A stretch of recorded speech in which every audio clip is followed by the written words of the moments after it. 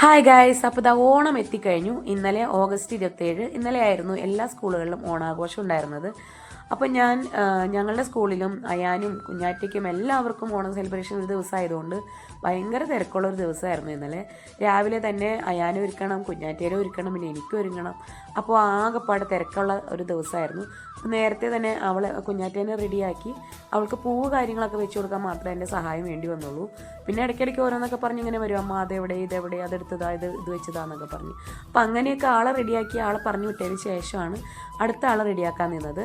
അപ്പോൾ അടുത്തത് ഇനി അയാനെയാണ് റെഡിയാക്കാനുള്ളത്. അയാൻ ഓൾറെഡി പകുതി സെറ്റായി നിൽപ്പുണ്ട്. ഇനി മുണ്ടും കൂടി എടുത്തിട്ട് വേണം ആളൊന്ന് ഫുൾ സെറ്റാക്കി ആളുടെ ഒരു ഫോട്ടോ സെഷൻ നടത്താൻ വേണ്ടിയിട്ട്. അപ്പോൾ ഇതാ നോക്കിക്കേ, നമ്മുടെ അയാൻ ഇവിടെ റെഡിയായി വന്നിട്ടുണ്ട്. ഇതാണ് അയാൻ്റെ കോസ്റ്റ്യൂം.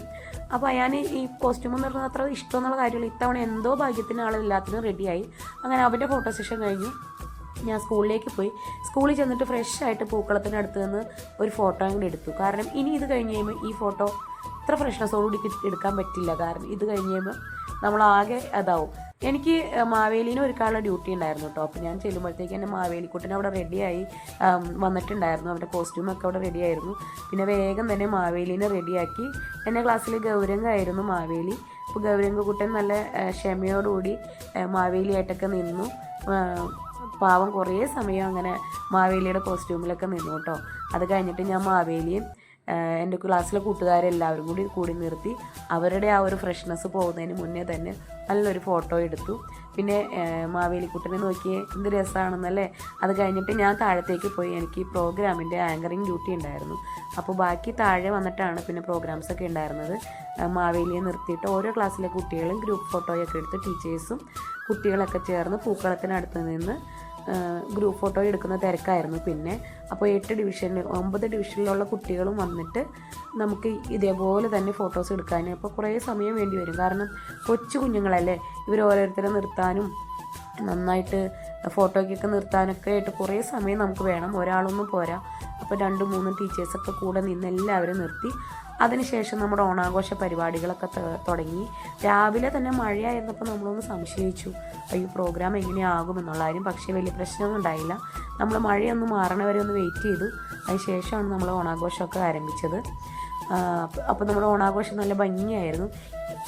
അപ്പോൾ എന്തൊക്കെയാണ് പ്രോഗ്രാംസ് ആയിരുന്നത് എന്നുള്ളത് ഇതിൽ ചെറിയൊരു വീഡിയോ പോലെ നമ്മൾ കൊടുത്തിട്ടുണ്ട്.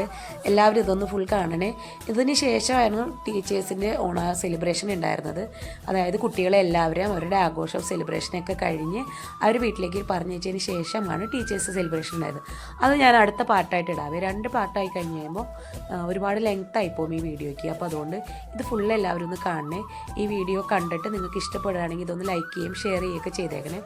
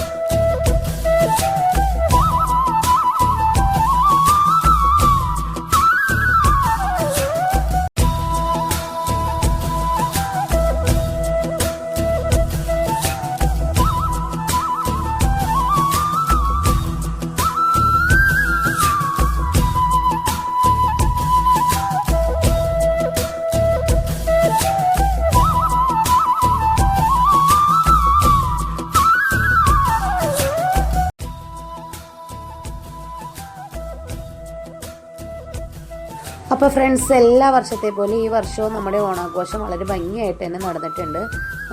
ഇനി ഞാൻ ഞങ്ങളുടെ ടീച്ചേഴ്സിൻ്റെ ഓണം സെലിബ്രേഷൻ ഉച്ച കഴിഞ്ഞാണ്. അപ്പോൾ ഇവരെല്ലാ കുട്ടികളെയും നമ്മൾ വീട്ടിലേക്ക് പറഞ്ഞിട്ടതിന് ശേഷമാണ് ആ സെലിബ്രേഷൻ. അതിൻ്റെ വീഡിയോ ഞാൻ അടുത്ത പാട്ടിലേക്ക് ഇട്ടേക്കാം.